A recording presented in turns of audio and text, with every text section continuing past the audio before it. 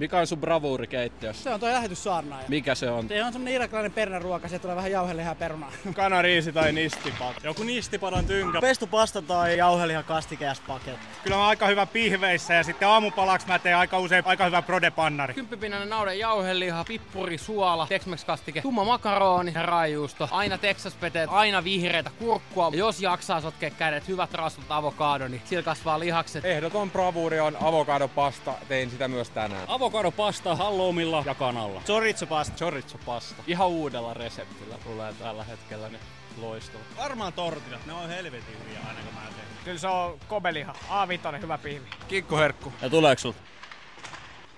Teet sä ruokaa?